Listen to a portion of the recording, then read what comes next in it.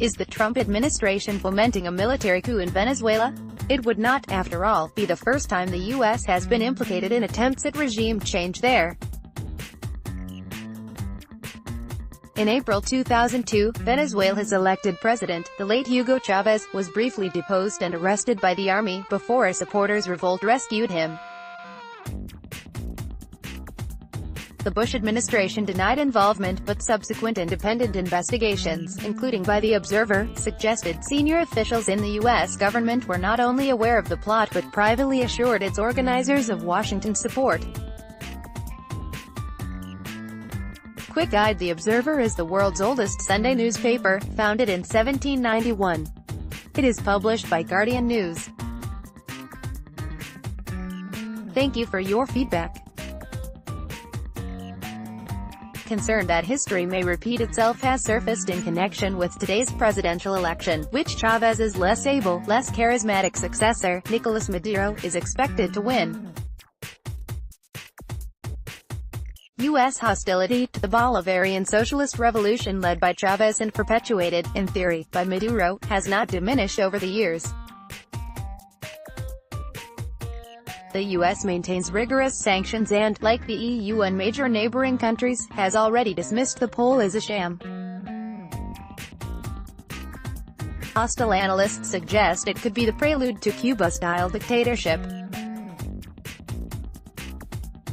Concern that Trump may intervene has grown following remarks in February by Rex Tillerson, the then U.S. Secretary of State, who noted, "The military is oftentimes the agent of change in the history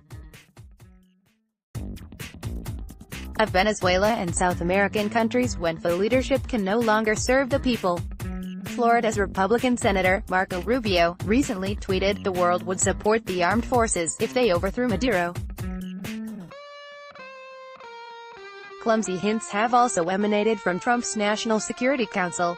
While there are good reasons for wishing Maduro gone, a putsch is the last thing Venezuela needs.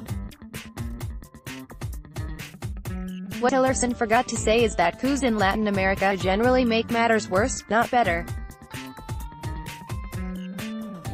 Chávez enjoyed enormous popular support during much of his 14 years as president because he promised to tackle, and did tackle, the injustices, inequalities and crushing poverty of a society traditionally controlled by a privileged, corrupt, self-selecting elite.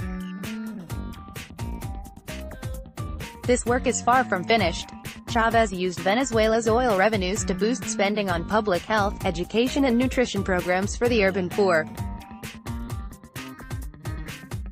For a while, he made a positive difference. But his intolerance of political dissent and media criticism, his strident anti-American rhetoric and his support for Fidel Castro's regime in Cuba and other U.S. bogeymen all served to entrench the enmity of his neighbor to the north, plus that of regional leaders worried that revolution might prove contagious. As is its wont, Washington prioritized political conformity and economic self-interest over necessary social reform. Maduro, president since 2013, lacks the vision and energy of his predecessor while sharing some of his vices. During his tenure, Venezuela's economic fortunes have declined disastrously. Due to mismanagement and corruption, oil revenues, the country's main source of income, have fallen drastically. Hyperinflation, food shortages, crime and collapsed public services have caused a mass exodus to Colombia and Brazil. Maintaining the undeclared war with Washington, Maduro increasingly looks for support to authoritarian regimes in China and Russia. Last week, he was endorsed by Turkey's President, Recep Tayyip Erdogan, another democratically challenged leader. Despite low approval ratings of around 20%, Maduro will probably win a second term, due in large part to an opposition boycott. His most popular challengers have been excluded from the race, international election observers are barred and, given previous experience of widespread coercion, voter intimidation, fraud and pro-government media bias, expectations of a free and fair poll are almost zero. Some estimates predict a turnout of around 30%. It seems plain Venezuela needs another revolution.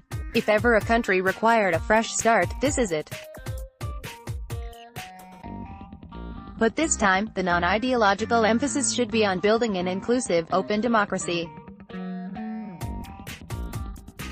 If Maduro cannot bring the country together, he must step aside, regardless of the election result. Hardline socialism and capitalism have both failed Venezuela. A different, progressive political path is required. The answer is certainly not a military one.